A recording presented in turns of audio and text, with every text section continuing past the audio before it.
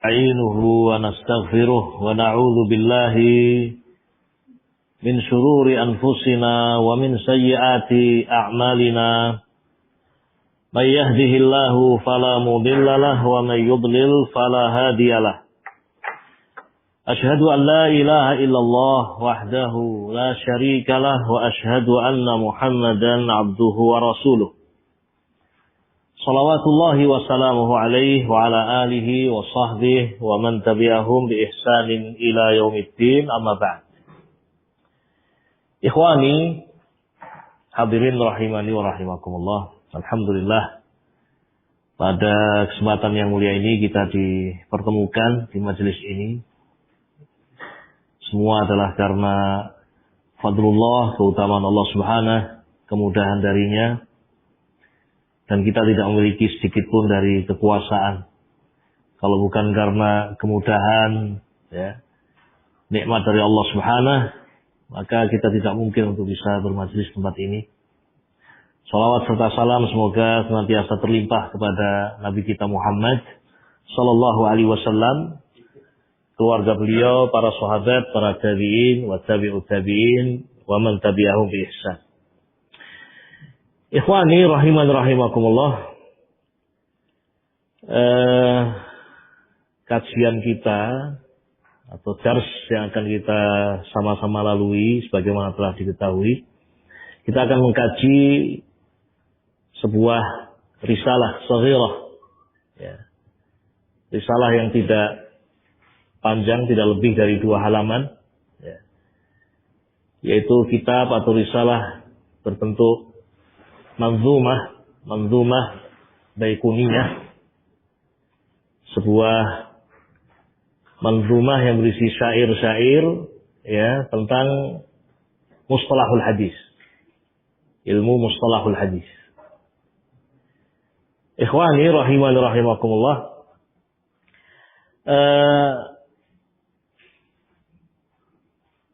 Mungkin sangat tepat kalau kita awali pembahasan kita ini dengan sedikit muqaddimah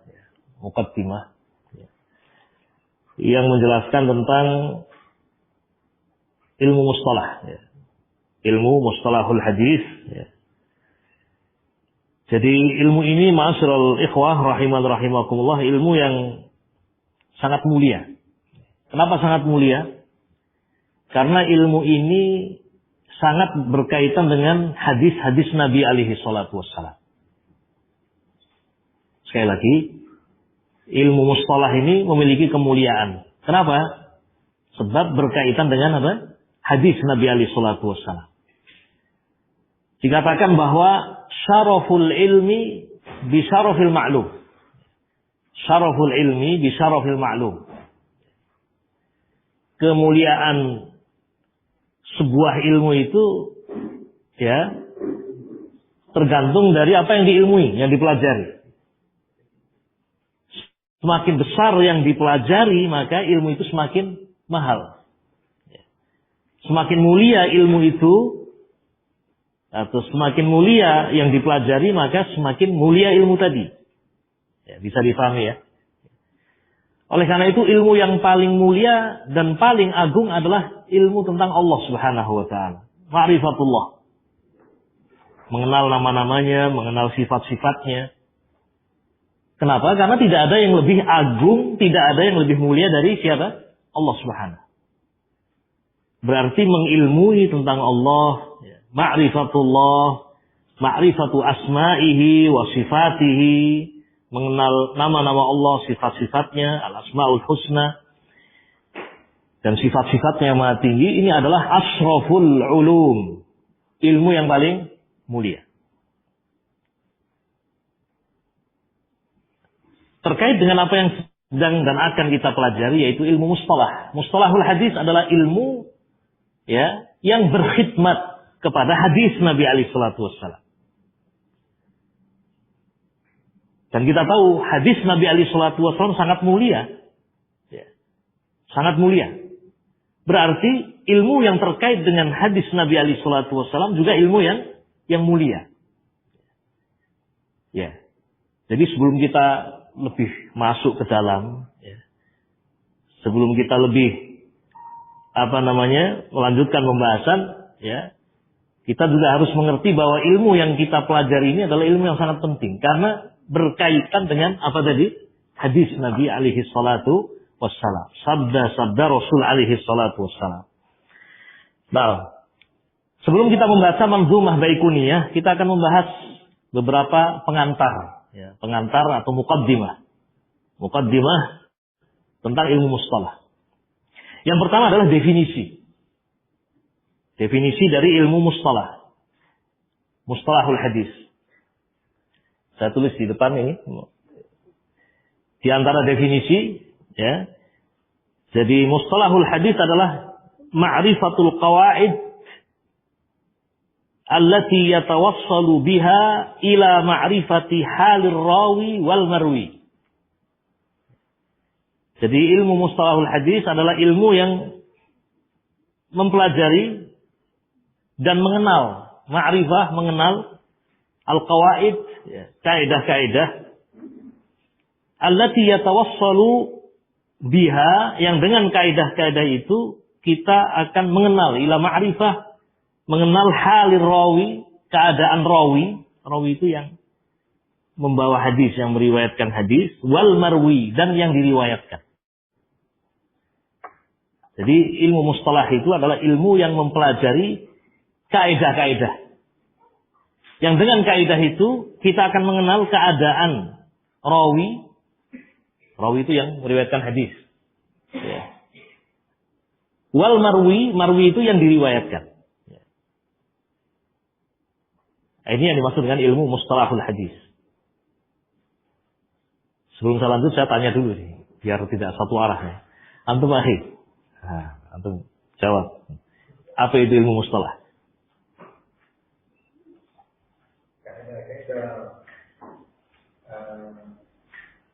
Yang kita pelajari adalah kaidah. Iya. Ayo.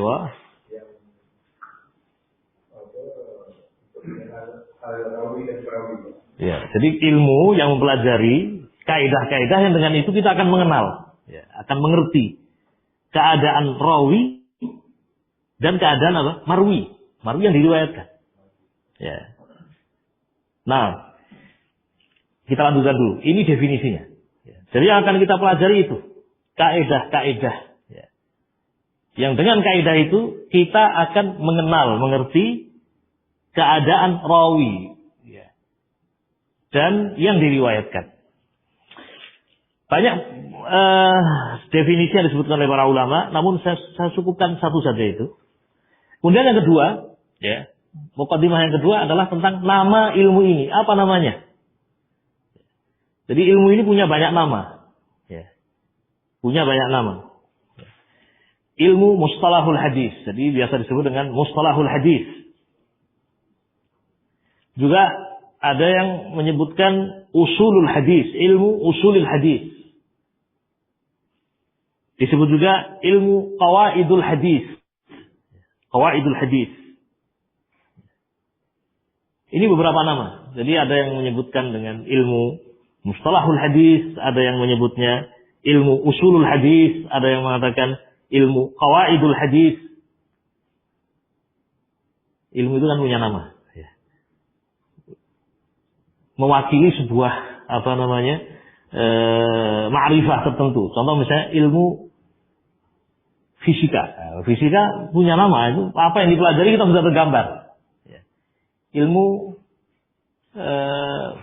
biologi, nggak tahu di sini ada biologi juga ya. Biologi sudah tergambar.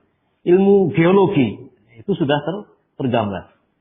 Demikian pula ini punya nama ilmu mustalahul hadis atau disebut juga ilmu qawaidul hadis atau ilmu usulul hadis. Ini di antara namanya. Kemudian yang ketiga, apa yang dipelajari? Objeknya itu apa? Ya. Tahu ya objek ya? Ya. Apa objek yang dipelajari? Nah, objek yang dipelajari dua sesungguhnya, yaitu sanad, satu sanad, dan yang kedua matan hadis. Sanad hadis dan matan hadis. Itu objeknya. Coba perhatikan ini di depan, ya. Ini sebuah contoh. Contoh ya, contoh hadis. Al-Imamul Bukhari rahimahullah di dalam sahihnya, beliau mengatakan, haddatsana Abul Walid. Menceritakan kepada kami Abul Walid. Ini rawi. Qala berkata, haddatsana Syu'bah. Menceritakan kepada kami Syu'bah. Qala berkata, akhbarani Abdullah ibn Abdillah. Mengatakan kepadaku Abdullah ibn Abdillah bin Jabr. Qala sami'tu Anasan. Berkata saya mendengar Anas. Ya. Sami'tu Anas, saya mendengar Anas. Qala kemudian mengatakan qala Rasulullah SAW, qala Rasulullah sallallahu alaihi wasallam, ayatul iman hubbul ansar wa ayatul nifaq bughdul ansar.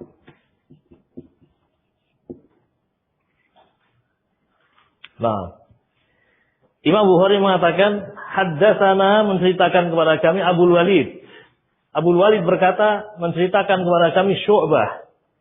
Syu'bah mengatakan, mengabarkan kepada kami Abdullah bin Abdullah. Abdullah bin Abdullah mengatakan, saya mendengar Anas bin Malik berkata, qala Rasulullah SAW, Rasul bersabda, ayatul iman hubbul ansar, tanda keimanan adalah mencintai sahabat Ansar, wa ayatul nifaq, dan tanda kemunafikan adalah membenci sahabat Ansar. Ini yang namanya hadis. Jadi hadis itu, ini satu kesatuan. Ya, satu kesatuan ini namanya hadis. Hadis itu terdiri dari ini yang berwarna merah ini namanya sanad. Ya, sanad hadis. Yaitu silsilatur ruwat al-musilah ila matnil hadis. Rangkaian, ibarat apa namanya? Rantai. Rantai itu kan terdiri dari apa? Ya, sesuatu yang bersambung. Jadi Imam Bukhari tidak langsung mendengar dari Rasulullah sallallahu alaihi wasallam, jauh. Imam Bukhari itu wafat pada tahun 256. Itu Imam Bukhari. Sementara Rasulullah wafat tahun berapa? Berapa Hijriah? 11. Ya, enggak mungkin ya. Jauh sekali enggak ketemu. Imam Bukhari jauh sekali tidak ketemu. Artinya tidak mungkin Imam Bukhari langsung mendengar dari Rasulullah sallallahu alaihi wasallam, namun melalui perantara. Nah, perantara inilah yang namanya apa? Sanad. Ya, rantai perawi hadis, rantai periwayat hadis yang mengantarkan kepada matan. Matan itu ini, al-marwi, ucapan Nabi alaihi salatu wasallam. Jadi ternyata Imam Bukhari ya, di antara beliau dan Rasulullah Shallallahu Alaihi Wasallam dalam hadis ini ada berapa orang? Ada 4 orang. Satu Abul Walid. Kemudian yang kedua siapa? Syu'bah. Kemudian yang ketiga Abdullah. Kemudian yang keempat Anas bin Malik. Ya. Baru setelah itu sampai kepada ucapan Nabi alaihi salatu wassalam, ayatul iman, tanda keimanan itu adalah mencintai sahabat Ansar, dan tanda kemunafikan itu adalah membenci sahabat Ansar. Kembali pada pembahasan kita ya tentang objek. Objek yang dipelajari dalam ilmu apa tadi? Mustalahul hadis. Objek yang dipelajari ini, pertama ini. Matan. Sanad. Sanad hadis. Ini yang kita pelajari. Objeknya ini. Kemudian yang kedua apa? Ya, matannya. Ya. Ini objek yang dipelajari dalam ilmu mustalahul hadis. Pertanyaannya, penting atau tidak berarti? Penting sekali. Ya. Penting sekali. Ya. Demikian ikhwatil kiram rahiman rahimakumullah. Ya. Definisi ilmu mustalah sudah. Kemudian yang kedua, nama dan sebutannya juga sudah. Kemudian objek yang dipelajari meliputi sanad, ya. Kemudian apa? Matan. Ya. Nanti rinciannya kita akan dapatkan pada pembahasan berikutnya. Kalau bisa ini dihafalkan ini. Ya. Kalau bisa. Kalau bisa harus bisa. Gimana itu? Ya, paling tidak nama-nama ini, ya kan? Ya. Tapi besok kita ulangi lagi. Ini kan malam ya. Kalau malam itu biasanya belum fresh. Jadi nanti besok kita ulangi lagi gampang. Tapi yang jelas sekarang punya gambaran. Ini objek yang dipelajari. Ya, objek yang dipelajari itu. Lanjut, ma'asyiral ikhwah rahimani rahimakumullah. Yang keempat, manfaat. Manfaat dari ilmu mustalahul hadis. Apa manfaatnya? Ya. Manfaatnya banyak. Ya. Jadi setiap kita mau melakukan sesuatu atau membeli sesuatu, mempelajari sesuatu kan kita pikir ini ada manfaatnya enggak? Kalau enggak ada manfaatnya ngapain kita beli? Untuk apa kita beli? Ya. Sia-sia. Bukan percuma, kalau percuma itu orang Indonesia ya kan. Artinya kadang muncul pertanyaan, kenapa kita harus belajar ilmu mustalah? Ya. Saya ini sudah berumur, sudah tua, ya. Kenapa harus belajar mustalah? Toh saya tidak bisa seperti Imam Bukhari. Ya, saya tidak mungkin seperti Imam Muslim. Apa manfaat, apa faedah kita belajar mustalah? Belajar mustalah itu banyak faedahnya.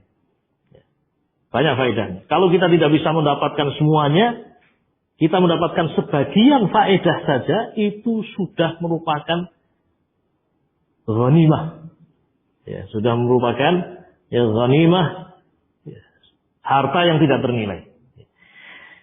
Kita coba catat beberapa faedah. Yang pertama adalah mengetahui dan membedakan riwayat yang sahih dan riwayat yang dhaif. Jadi belajar mustalah itu diantara faedahnya adalah bisa membedakan mana yang sahih dan mana yang dhaif. Mana yang makbul, yang diterima, mana yang mardud. Ya. Termasuk antum semuanya biidznillah setelah mengikuti pelajaran mustalah akan mendapatkan faedah walaupun sedikit. Dan yang sedikit itu pun banyak. Di antaranya tadi mengetahui dan membedakan mana riwayat yang sahih dan mana riwayat yang apa? Dhaif. Ini kita baru duduk sebentar, kita sudah dapat satu hadis. Ya. Dulu sahabat Jabir bin Abdullah radhiyallahu taala anhu melakukan perjalanan panjang 2 bulan. 2 bulan pulang pergi dari Madinah ke Syam. 1 bulan. Kembali berarti 1 bulan. Hanya mendapatkan berapa hadis? 1 buah hadis. Artinya kita duduk belajar mustalah, setidaknya kita juga faedah berikutnya. Yang kedua adalah kita mendapatkan hadis tadi. Ya. Kita mendapatkan contoh-contoh hadis yang sahih. Dan juga contoh-contoh hadis yang dhaif. Ya. Itu kan faedah. Ya. Yang sahih kita amalkan, yang dhaif kita berhati-hati. Ya.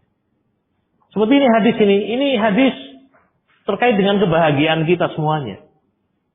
Nabi alaihi salatu wasallam mengatakan ayatul iman, tanda keimanan itu adalah hubbul ansor, mencintai sahabat-sahabat ansor, apalagi sahabat muhajirin lebih-lebih lagi. Wa ayatul nifaq, dan tanda kemunafikan adalah bughdul ansor, membenci sahabat ansor. Itu babnya sudah akidah, keyakinan. Nah, memotivasi kita untuk mengenal para sahabat, mencintainya. Dalam pepatah dikatakan, tak kenal maka tak sayang. Tak cinta di sini. Tak kenal maka tak cinta. Ya bagaimana kita akan cinta? Kenal saja tidak. Ya. Barangkali gitu ya kan. Mohon maaf kalau salah ya kan. Jadi kita akhirnya semangat belajar. Mengenal sahabat agar kita bisa cinta. Oh, ini Abu Bakar As-Siddiq, cinta muncul. Oh, ini Anas bin Malik. Yang meriwayatkan hadis ini Anas bin Malik. Wa huwa minal Ansar. Dan beliau termasuk sahabat Ansar. Anas bin Malik. Saghir. Anas bin Malik itu masih kecil ketika Rasul datang ke Madinah. Masih umur 8 tahun Anas bin Malik. Umur 8 tahun. Rasul wafat sallallahu alaihi wasallam, Anas berarti 18 tahun. Ini diantara yang diriwayatkan. Manfaat, kembali pada pembahasan. Manfaat yang pertama adalah tadi bisa membedakan mana yang sahih, mana yang dhaif, mana yang makbul, yang diterima, mana yang mardud. Kemudian manfaat yang kedua, kita mengenal, mengerti, mendapatkan satu hadis yang sahih, dua hadis yang sahih, tiga hadis yang sahih untuk kita amalkan. Kemudian kita juga mungkin nanti akan mengenal hadis yang palsu. Ada yang palsu juga untuk kita berhati-hati. Itu sudah manfaat yang besar. Itu manfaat yang kedua. Yang ketiga, ikhwati wa akhwati fillah rahiman rahimakumullah, ya. Menguatkan iman, yuqawil iman.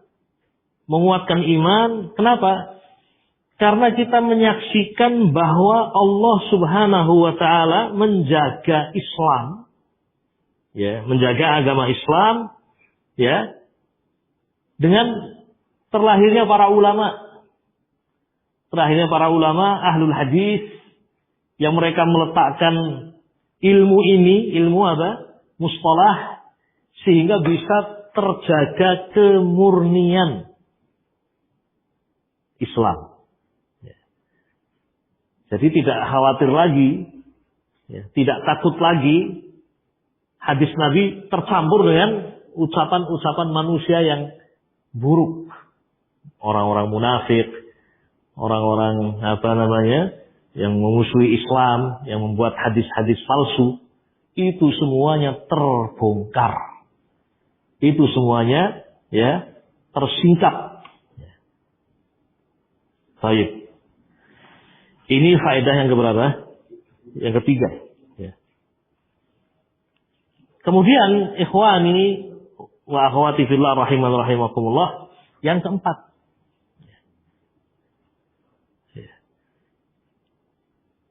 Upaya untuk kita berterima kasih. Berterima kasih kepada para ulama. Berterima kasih kepada para ulama dengan kita mengenal juhud, pengorbanan mereka, perjuangan mereka di dalam membela sunnah Nabi alaihi salatu wassalam. Disebutkan dalam hadis,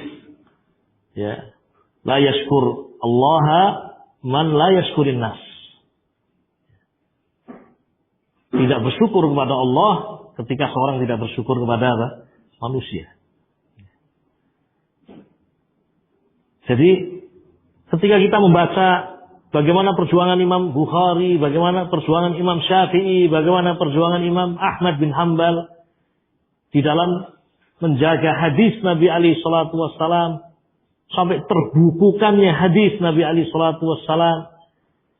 Ini kalau kita mengenal, mengerti perjuangan mereka, muncul apa? Terima kasih. Ternyata kita mendapatkan nikmat yang besar dari Allah melalui tangan siapa? Mereka ini. Juhud para a'immah, para ulama. Kemudian berikutnya, ikhwani rahiman rahimakumullah, yang kelima. Di antara faedah, membantu kita dengan ilmu mustalah. Mustalah kan kita mempelajari istilah. Istilah. Tahu istilahnya? Istilah itu suatu kata yang disepakati, punya makna tertentu. Itu istilah. Artinya ketika kita belajar mustalah hadis, membantu kita di dalam memahami kitab-kitabnya para ulama. Membantu kita di dalam memahami kitab-kitabnya para ulama. Misal, kita membaca karyanya Imam Syafi'i, kitab Al-Um atau yang lain. Kemudian di situ ada kalimat mursal. Apa itu mursal? Itu kan istilah. Kita baca bukunya Ibnu Hajar Al-Asqalani rahimahullah. Tentang suatu hadis beliau mengatakan hadis ini muttarib. Muttarib. Goncang. Goncang bagaimana? Ya kan bingung juga kita kalau tidak ngerti. Ya. Ini bukunya tidak goncang, biasa saja. Ya. Kenapa dikatakan goncang? Ya. Kan punya makna. Ya. Sama seperti kita berjalan di jalan, ya, road jalan raya. Ya. Ada tanda-tanda, itu kan ada tanda-tanda. Ya. Kalau kita tidak tahu, kita bisa salah. Ya. Ada parkir, boleh parkir di situ, tidak boleh di situ, stop, macam-macam itu tanda-tanda. Sebagai pengguna jalan, ya, kita harus mengenal tanda-tanda itu. Tidak tahu kalau di sini mau dapat lisensi untuk berkendaraan, belajar itu tidak. Oh, belajar ya kan, harus. Ya. Nah sekarang kita baca kitab-kitab ulama, tidak tahu istilah-istilah itu, tidak tahu istilah-istilah tadi, wah sudah bingung kita anaknya, bingung. Dan masing-masing ilmu itu ada istilahnya. Ya. Baik. Intinya faedahnya banyak. Ya. Faedahnya banyak. Kalau mau dilanjutkan sampai 15 sampai sangat banyak faedah. Tapi intinya itu setidaknya, ya. Setidaknya itu tadi beberapa faedah yang kita harapkan kita juga akan mendapatkan faedah-faedah tadi dengan kita mempelajari ilmu mustalahul hadis. Termasuk kita juga berterima kasih kepada penulis Manzumah Al-Baiquniyah. Ya. Itu manzumah yang sederhana, ya. Hanya terdiri dari 34 bait syair, ya. Ini kalau dalam 9 pertemuan bisa hafal, Masya Allah. Ya. Ya. Nanti yang paling depan sebelah kanan saya mau tanya. Ya. Gitu, sudah sampai bait yang keberapa dihafalkan. Ya. Tapi jangan terus goib, ya. Harus berangkat. Ya. Jadi demikian, ikhwan. Ini yang keempat, ya. Tentang manfaat. Kemudian yang kelima. Ya. Yang kelima. Bukan. Kelima sekarang. Ini kalau faedah sudah cukup. Ya. Sekarang poin yang kelima terkait dengan poin-poin kita mengenal ilmu ini. Ya. Tentang peletak dasar ilmu mustalah. Nah, siapa yang meletakkan? Meletakkan pondasinya. Orang tahu-tahu ada rumah tinggi itu kan mesti ada pondasi, ada asas. Siapa yang meletakkan asas? Ya. Siapa yang meletakkan asas? Biasanya kalau di sebuah negeri itu ada istilah peletakan batu pertama. Kalau di sini apa istilahnya? Ada juga peletakan batu pertama. Biasanya sultan atau raja apa?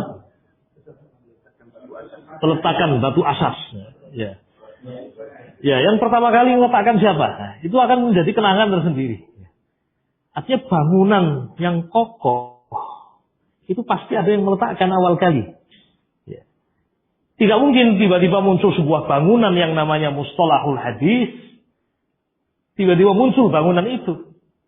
Tidak, mesti ada yang meletakkan dasar-dasarnya, qawaidnya.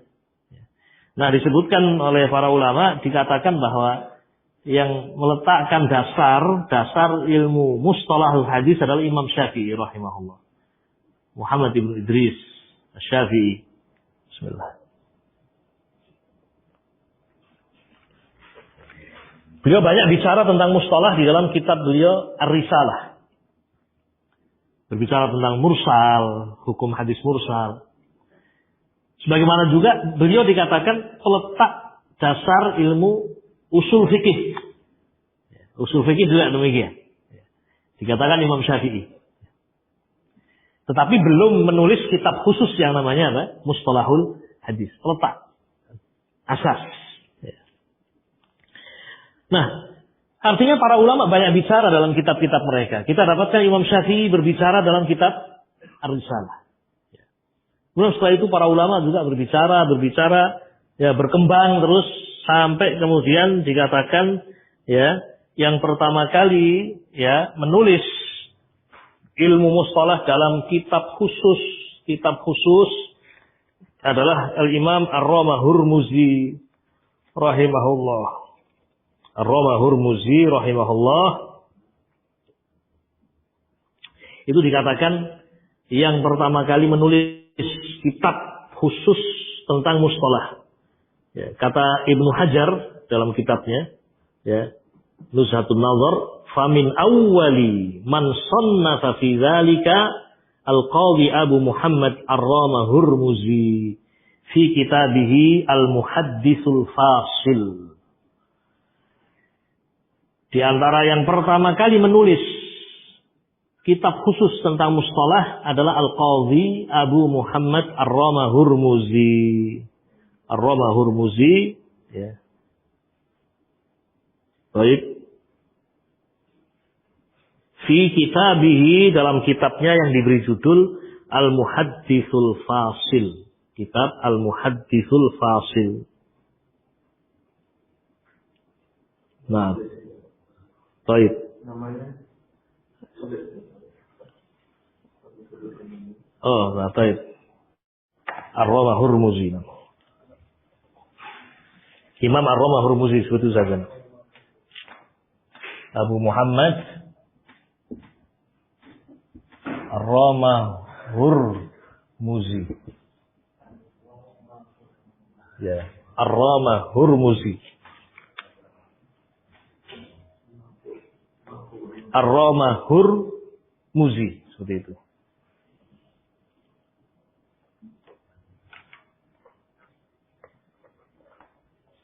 Itu yang dikatakan pertama kali menulis kitab yang mengumpulkan pembahasan ini. Nah.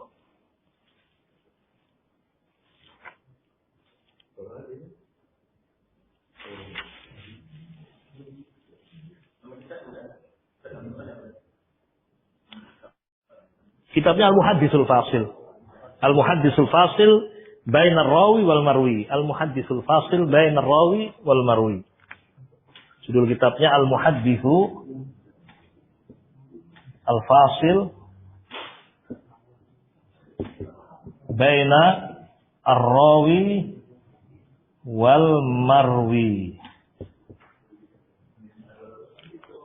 Al-Muhadditsul Fasil baina ar-rawi wal marwi. Kemudian setelah itu muncul kitab-kitab yang lain.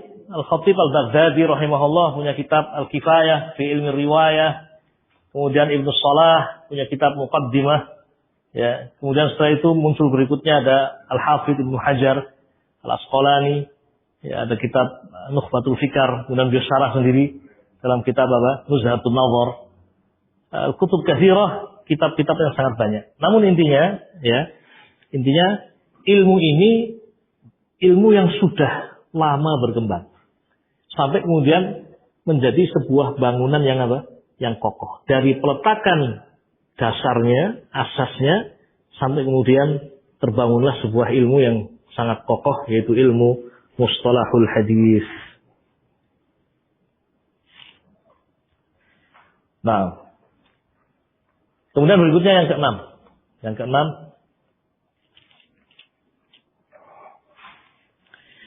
namanya sebuah ilmu itu biasanya ditanyakan sumbernya apa? Sumbernya. Ada sumbernya. Baik. Saya berbicara tentang sumber ilmu mustalah adalah Al-Quranul Karim. Dan juga sunnah Nabi alaihi salatu wasallam, hadis Nabi alaihi salatu wasallam, itu sumbernya. Contoh misalnya,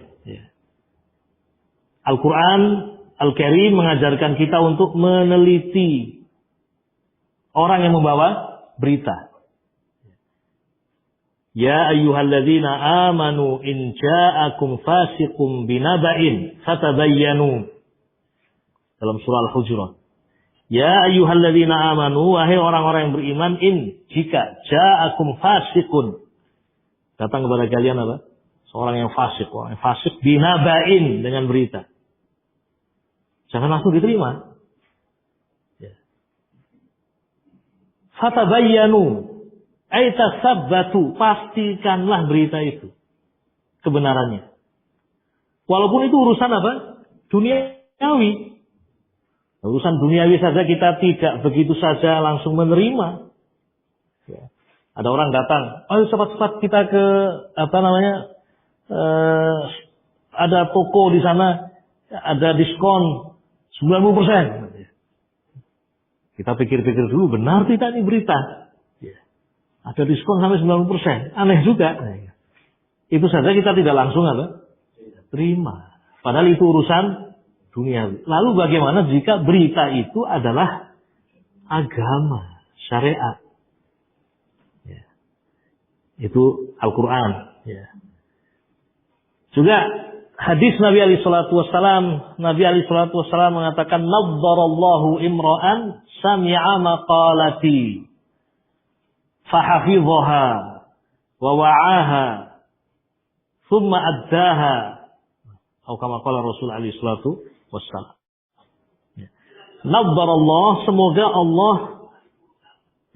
Allah Subhanahu wa taala memutihkan wajah seorang yang sami'a maqalati, mendengar ucapanku, hadisku. Fahafidhaha, kemudian menghafalkannya. Jadi disuruh menghafalkan. Wa wa'aha, kemudian memahaminya. Tsumma addaha, kemudian menyampaikannya. Al-hadis. Jadi ketika akan menyampaikan hadis kepada manusia, pentingnya untuk apa? Menghafalkan. Menghafalkan, memahami, kan seperti itu. Jangan kemudian, kayaknya Nabi pernah bicara seperti itu, tapi tidak yakin. Ya. Jadi harus dihafalkan. Makanya nanti akan kita pelajari di antara syarat hadis sahih adalah para perawinya adalah orang yang apa? Hafil, dhabit, orang yang punya hafalan. Dia betul-betul hafal terhadap apa? Hadis yang dia sampaikan. Ya. Nah, jadi kalau bicara sumber ilmu mustalah itu dari mana? Sumbernya Al-Quranul Karim, juga hadis Nabi alaihi salatu wassalam, kemudian juga amaliyah para sahabat, para tabi'in, wa tabi'ut tabi'in di dalam menyeleksi, memilih hadis. Hati-hatinya mereka dalam menyeleksi hadis.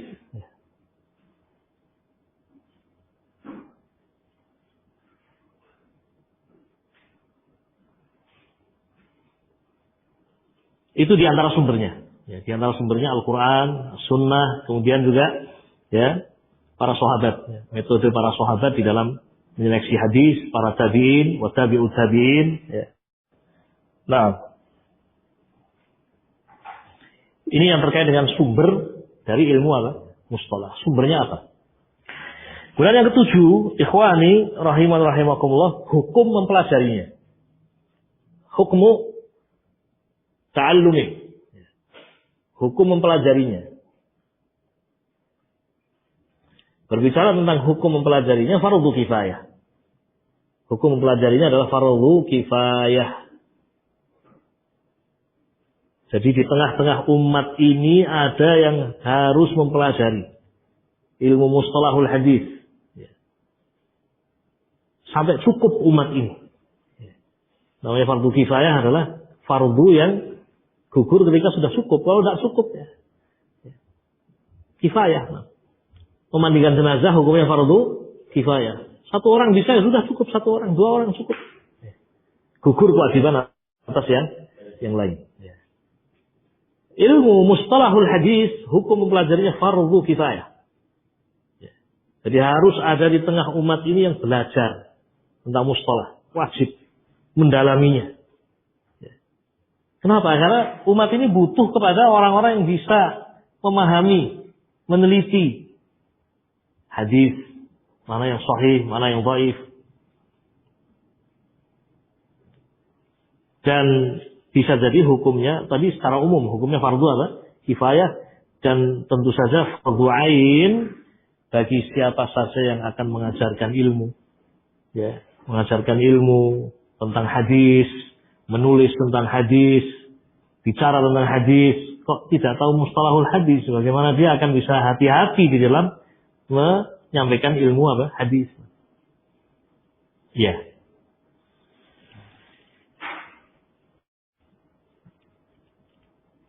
Ya, jangan-jangan dia akhirnya menyandarkan kepada Rasulullah Shallallahu Alaihi Wasallam suatu ucapan, suatu perbuatan yang sesungguhnya Rasulullah tidak pernah mengucapkan, yang sesungguhnya Rasulullah tidak pernah melakukan. Wah, ini fatal ini.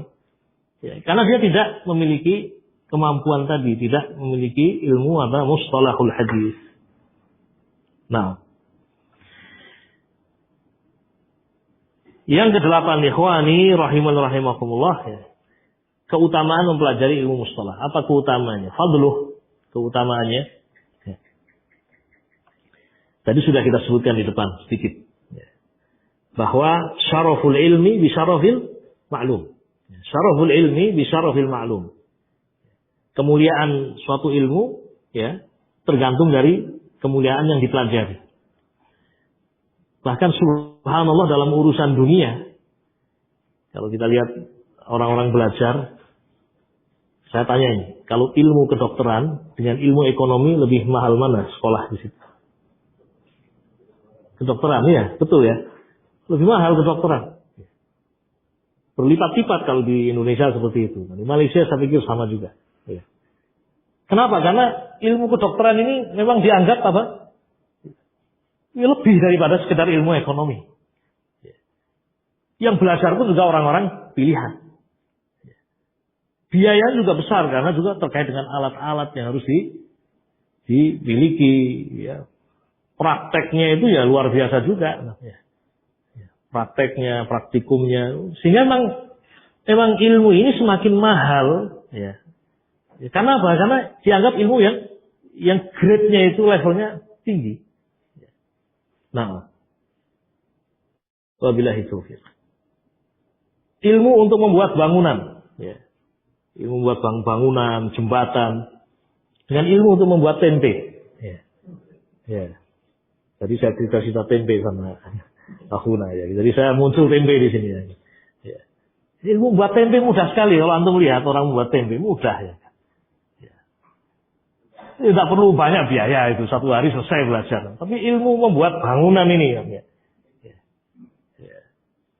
Kita sedang belajar mustalah, kenapa kita sampai ini tempe? Kita kembali lagi, ya. Kembali lagi pada masalah yang kita pelajari ini. Ya. Ya. Jadi ilmu mustalahul hadis dipastikan ilmu yang sangat mulia. Kenapa? Karena ilmu ini berkhidmat kepada apa tadi? Hadis. Hadis Nabi alaihi salatu wassalam. Fahada al-ilm, maka ilmu ini ilmu yang mulia. Dan insyaallah taala ya, semua keutamaan tentang menuntut ilmu juga kita dapatkan. Kata Nabi alaihi salatu wasallam, "Man salaka tariqan yaltamisu fihi ilman, sahalallahu lahu bihi tariqan ilal jannah." Ini sudah luar biasa. Ya.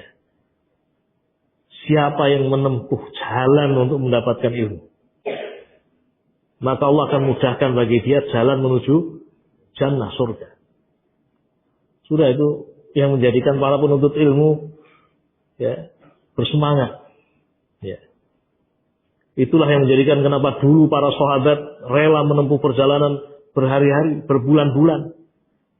Karena pahalanya ini sangat besar. Ya. Yang dikeluarkan itu tidak ada apa-apanya jika dibandingkan dengan apa yang akan Allah berikan. Juga sabda Nabi alaihi salatu wassalam, ya, man yuridillahu bihi khairan yufaqihu fid din. Siapa yang Allah Subhanahu wa taala kehendaki kebaikan.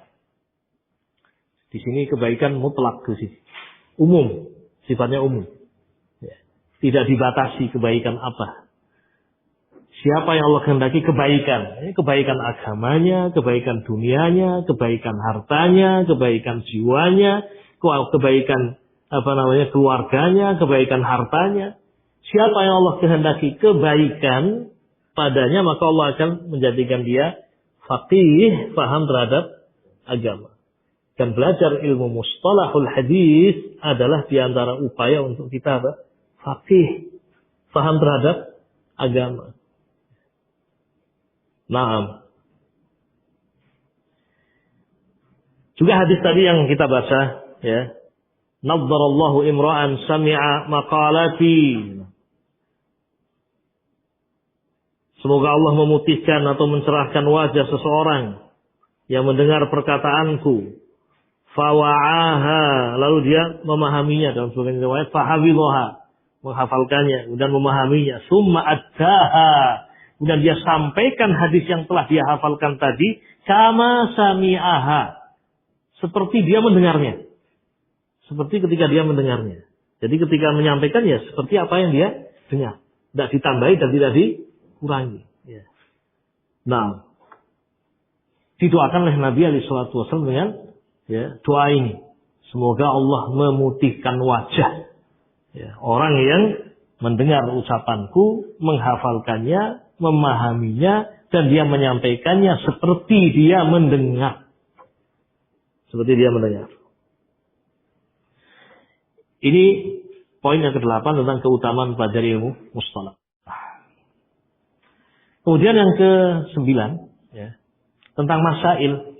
Masalah-masalah apa yang akan dipelajari dalam ilmu mustalah.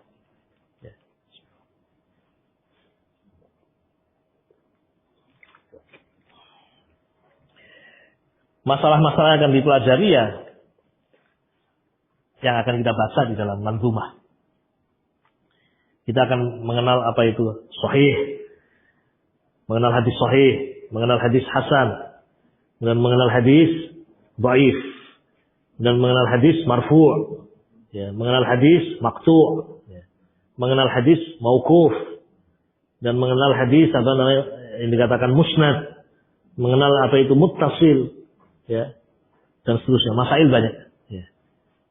Kalau ditanya apa masalah-masalah yang dipelajari, ini diantaranya adalah apa yang disebutkan di dalam Manzumah Al-Baiquniyah. Dalam Manzumah Baiquniyah akan disebutkan 32 mustalahat. Dan ini sebagian, masih banyak yang belum disebutkan di dalam Manzumah Baiquniyah. Tidak disebutkan dalam Manzumah Baiquniyah. Namun di antaranya itu tadi. Nah, kata mu'allif, awwaluhas sahihu wa huwa mattasal. Isnaduhu wa lam yashudda aw yu'al. Yarwihi adlun dhabitun an mislihi mu'tamadun fi dhabtihi wa naqlihi. Awwaluha, yang pertama adalah apa? Sahih. Kita akan belajar hadis apa? Sahih. Kemudian terangkan apa makna hadis sahih. Kemudian setelah itu membahas tentang hadis hasan. Wal hasanul ma'rufu turqan wa ghadat. Rijaluhu la kas sahih ishtahar. Hadis hasan. Setelah itu hadis dhaif ila akhir. Nah, di sini ikhwati fillah rahiman rahimakumullah. Muqaddimah. Muqaddimah sebelum kita memasuki membaca bersama Manzumah Baiquniyah. Agar kita mengenal ilmu yang akan kita pelajari. Ini loh, ilmu yang akan kita pelajari. Dan akan sangat baik setiap kali kita akan pelajari sebuah ilmu, kita mengawali dengan ini. Dengan apa? Dengan muqaddimah ini. Ilmu apa saja? Ilmu usul fiqh. Apa definisinya? Baik. Objeknya apa? Kemudian apa yang dipelajari, masailnya, manfaatnya apa, dan seterusnya. Ilmu faraid juga demikian.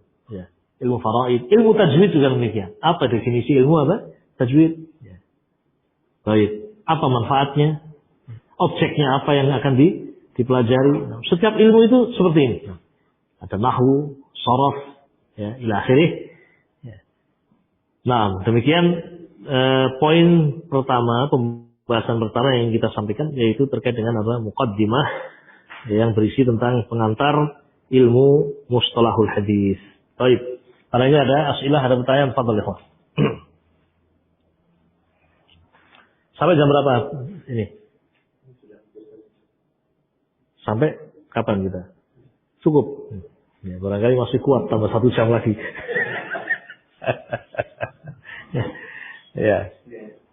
Nah. Baik, ini kaitannya dengan waktu yang disediakan di sini juga. Bisa difahami? Akhuna Sulaiman. Fahimtum, paham ya semua ya? Sulaiman paham. Cukup ya? Oh, ya. Siap. Oh, ya, insyaallah.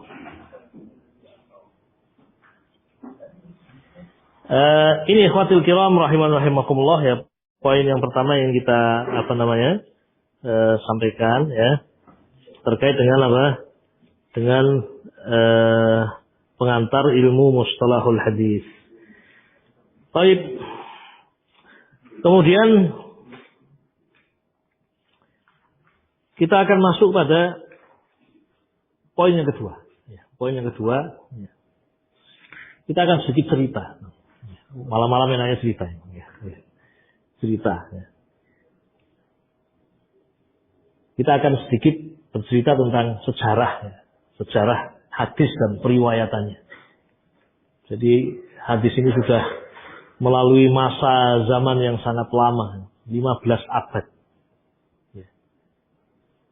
Sejak hijrah Nabi alaihi salatu wassalam sampai sekarang sudah 1447 tahun. Artinya, hadis ini kan melalui perjalanan panjang. Nabi dulu 1400 tahun yang lalu beliau mengatakan innamal a'malu binniyat wa innama likulli imri'in ma nawa. Sekarang saat ini baik di Malaysia, di Indonesia, di Arab Saudi, di Yaman, Somali, semua sama. Innamal a'malu binniyat wa innama likulli imri'in ma nawa. Coba kita renungkan. Ada hal yang menakjubkan di sini. Hal yang sangat apa? Menakjubkan. 15 abad. 15 abad. 1500 tahun kurang lebih. Hadis Nabi terjaga seperti itu. Dan bukan hanya di Madinah. Tempat di mana Rasul alaihi salatu wasallam wafat. Negeri hijrah Rasul. Mungkin kalau hanya di Madinah saja orang masih apa? Ya wajarlah. Hadis itu masih segar seperti diucapkan Nabi di Madinah. Tapi ini bukan hanya di Madinah. Antum jalan ke ujung dunia sama bunyinya. Innamal a'malu binniyat wa innamal likulli imri'in ma nawa. Hadis yang sudah tadi kita baca juga bersama. Ayatul iman hubbul ansar wa ayatul nifaq bughdul ansar. Tanda keimanan itu adalah mencintai orang-orang Ansar. Tanda kemunafikan adalah membenci orang Ansar. Itu dulu diucapkan oleh Nabi alaihi salatu wassalam seperti itu. Dan sekarang pun seperti itu. Ini kan suatu hal yang menakjubkan. Satu hal yang menakjubkan. Ada orang 10 berjajar. 10. Saya bisiki satu kalimat di telinganya. Saya ngomong beberapa kalimat. Suruh nyampaikan ke belakang. Orang yang 10 bunyinya sama enggak? Beda sudah. Ya. Saya mungkin bilang di sini coklat itu manis. Ya. Sampai di belakang bunyinya lombok itu pedas. Jauh sekali. Ya. Padahal satu zaman, satu masa. Isyahadah. Nah ini 15 abad. Ini kan luar biasa. Ini tanda kekuasaan Allah Subhanahu wa ta'ala. Tanda kebesaran Allah Subhanahu.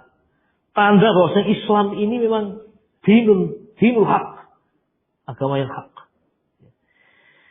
Jadi memang demikian ikhwatul kiram rahimakumullah. Ini tidak terwujud begitu saja. Allah Maha Kuasa untuk menakdirkan segala sesuatu. Tetapi takdir Allah itu juga diiringi dengan takdir Allah tentang sebab-sebabnya. Orang ditakdirkan punya anak. Ya, takdirnya seperti itu. Tapi juga Allah takdirkan sebabnya, yaitu apa? Menikah. Ya, kan demikian. Ini hadis terjaga sampai sekarang dan sampai hari kiamat nanti. Juga Allah takdirkan apa? Sebabnya. Allah takdirkan sebab-sebabnya. Nah, di antara sebabnya yang pertama adalah ya sahabat Nabi alaihi salatu wassalam, adanya generasi ini. Generasi sahabat Nabi ridwanullah alaihim ajma'in. Ya. Di mana mereka adalah generasi yang terbaik. Yang dikatakan oleh Nabi alaihi salatu wassalam, khairun nas qarni. Sebaik-baik generasi adalah generasiku. Sahabat. Dan kalau kita melihat sejarah para sahabat, kita mendapatkan sahabat itu orang-orang yang sangat semangat di dalam belajar hadis. Dan juga Al-Quran tentunya. Ya. Mereka mendengarkan Nabi alaihi salatu wasallam dengan serius. Didengarkan dengan baik. Langsung dari siapa? Rasul alaihi salatu wasallam. Kalau ucapan langsung didengar. Perbuatan langsung dia apa? Lihat. Ya.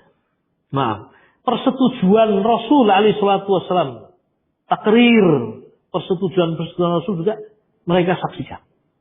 Sifat-sifat Rasul SAW juga mereka apa? Saksikan. Jadi telinga mereka gunakan, mata mereka gunakan, hati juga mereka apa? Gunakan. Ya. Mereka perhatikan betul. Ya. Sampai pada tingkat ya sahabat tahu menghitung berapa uban Rasulullah SAW. Ya. Kata Anas bin Malik, ya, radhiyallahu ta'ala anhu, tidaklah Rasulullah wafat kecuali ya pada rambut beliau ya uban tidak lebih dari berapa? 20 helai. Tidak lebih dari 20 helai. Tersebar pada lihyah beliau dan apa? Rambut beliau. Sampai itu diperhatikan. Ya. Ketika Rasul alaihi salatu wasallam salat ya, tasyahud, ya, bagaimana bentuk apa namanya? Ya, lingkaran ini. Ya. Jari telunjuk memberikan isyarah, kemudian ibu jari dan jari tengah membentuk halaqah seperti ini. Ya. Juga seperti ini. Ya. Dua sifat ini semuanya disaksikan. Artinya apa? Detail sekali mereka itu melihat. Ya. Kan detail sekali. Ya. Jadi betul-betul generasi ini adalah generasi yang luar biasa. Generasi yang terbaik, di mana mereka adalah generasi yang betul-betul melihat dengan penuh perhatian, mendengar dengan penuh apa? Perhatian, ya, menyaksikan semua itu. Sifat Nabi alaihi salatu wassalam, akhlak Nabi alaihi salatu wassalam, itu betul-betul disaksikan oleh para sahabat. Kalau mereka tidak tahu, bertanya kepada Nabi. Bukan hanya menunggu Rasul berbicara, ya, menunggu Rasul berbuat dilihat, ya. Itu mereka lakukan semuanya. Melihat, mendengar, menyaksikan. Mereka juga bertanya. Ya. Ada hal-hal yang mereka tidak tahu, mereka tidak paham, mereka semangat bertanya. Ya. Semangat bertanya. Ya. Sehingga kisah mereka bertanya pun juga disebutkan dalam apa? Hadis-hadis. Contoh kata Ali bin Abi Thalib mengatakan, kuntu rajulan madza'an. Saya adalah seorang laki-laki yang banyak mengeluarkan madhi. Al-madhi, ya. Ya. Air ya yang keluar apa namanya? Karena syahwah biasanya, ma'ruf madhi. Ali bin Abi Thalib, kuntu rajulan madza'an. Saya seorang laki-laki yang sering mengeluarkan madhi. Fastahyaitu, maka saya malu kepada Rasulullah SAW. Jadi mau tanya malu. Ya. Kenapa malu? Apa sebab malunya? Lima kanati ibnatihi. Karena saya ini suaminya siapa? Fatimah. Ini yang membuat saya malu. Saya tanya ini kepada Rasul alaihi salatu wassalam. Amartu al-Miqdad. Maka saya minta tolong kepada Miqdad ibn Aswad untuk bertanya kepada Nabi alaihi salatu wassalam. Intinya pertanyaan itu muncul tetap. Bertanya, bagaimana caranya bisa saya tahu jawabannya. Begitu Miqdad ibn Aswad datang kepada Nabi alaihi salatu wassalam bertanya tentang seorang yang banyak mengeluarkan madhi, Nabi kemudian mengatakan, ya, irsil zakarat atau zakarah, cucilah zakarnya karena madhi itu apa? Najis. Irsil zakarat wa tawadda. Kemudian apa? Berwudulah karena membatalkan apa? Wudu. Ya. Nah, itu di antara sabda Nabi tentang apa? Tentang madhi. Ya. Adapun kain yang terkena apa? Madhi itu cukup di apa? Dipersiki. Ya. Nah, ini di antara bentuk apa namanya? Rukhsah ya, barangkali, karena ini sesuatu yang sulit untuk dihindari. Fa'ala kulli hal bertanya kepada Nabi alaihi salatu wasallam ketika mereka tidak tahu. Ya. Datang Ummu Sulaim kepada Nabi alaihi salatu wasallam. Ya Rasulullah, seorang wanita yang bermimpi, ihtilam. Ya. Apakah wajib bagi dia untuk apa? Mandi. Tentang wanita yang bermimpi seperti laki-laki bermimpi. Kemudian Rasul alaihi salatu wasallam mengatakan, "Na'am, iya. Wajib atas wanita ini mandi. Na'am, idza hiya ra'atil ma'." Wajib dia mandi jika melihat apa? Air, yakni keluar mani. Kemudian bertanya Muslim, "Ya Rasulullah, apakah wanita juga keluar mani?" Merasa apa namanya? Heran, karena ini jarang mungkin bagi kaum wanita. Kata Nabi alaihi salatu wasallam, ya, kalau tidak keluar, ya, kaifa yakunu syabah? Ya. Bagaimana mungkin ada kemiripan antara anak dengan ibunya, anak dengan apa namanya? Ayahnya? Ya, sebabnya karena itu. Intinya adalah ketika bermimpi dan mengeluarkan air, maka wajib atas wanita ini apa? Mandi. Wajib atas wanita ini mandi. Baik, itulah generasi yang terbaik, yaitu para sahabat. Setelah Rasulullah wafat, alaihi salatu wassalam, para sahabat tidak berhenti. Tidak berhenti. Tetapi mereka justru semakin merasakan di pundak mereka ini ada beban. Beban untuk menyampaikan apa? Hadis. Ketika haji wada, Nabi alaihi salatu wasallam mengatakan, "Ballighu anni walau ayah." Sampaikan dariku walaupun satu apa? Ayat. Nah. Kemudian juga sabda Nabi alaihi salatu wasallam yang lain yang menunjukkan bahwa ya, nah, para sahabat punya amanah besar untuk menyampaikan apa? Risalah. Maka tersebarlah para sahabat ke seluruh penjuru. Ya. Sampai ke timur, ke barat. Ya. Bukan hanya tinggal di Madinah saja. Kalau kita bicara tempat yang afdal untuk ibadah di mana? Madinah, Mekah, ya atau tidak? Madinah di masjid Nabi 1000 kali lipat sholat. Di Mekah 100.000 kali lipat. Tapi kenapa Nabi kemudian mengutus Mu'ad bin Jabal untuk pergi ke mana? Yaman. Ya.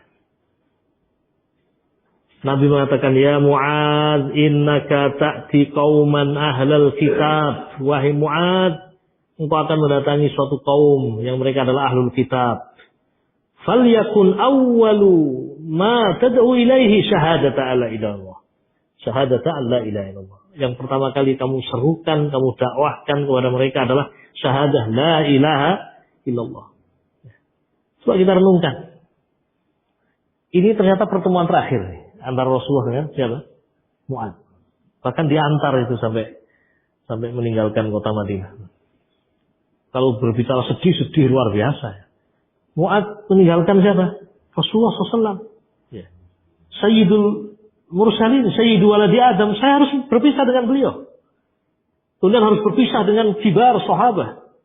Sahabat-sahabat yang mulia. Harus meninggalkan Masjid Nabawi. Ya. Pahala saya bagaimana? Ya. Jawabannya menunjukkan bahwasanya perginya Mu'ad ke Yaman itu lebih apa? Afdal. Lebih afdal. Ya. Jadi, keberadaan antum, ya, berdakwah, kemudian bekerja keras untuk tersebarnya ad-dinul haq, ya, untuk kemudian terjaganya Al-Quran wa sunnah wa aqidatu ahli sunnah wal jamaah, ini amaliyah yang azimah. Amaliyah yang azimah. Mu'ad seorang diri. Diutus oleh Nabi alaihi salatu wassalam.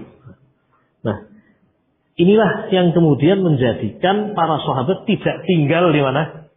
Di Madinah. Setelah mereka mempelajarinya, menghafalkannya, ya, mendengar dengan baik sabda Nabi, menanyakan. Setelah itu tidak kemudian duduk. Kalau sahabat duduk ya selesai sudah. Tidak akan sampai hadis tadi ke kita. Tidak akan sampai. Tapi mereka kemudian tersebar ke seluruh penjuru. Itu di antara sekelumit sejarah.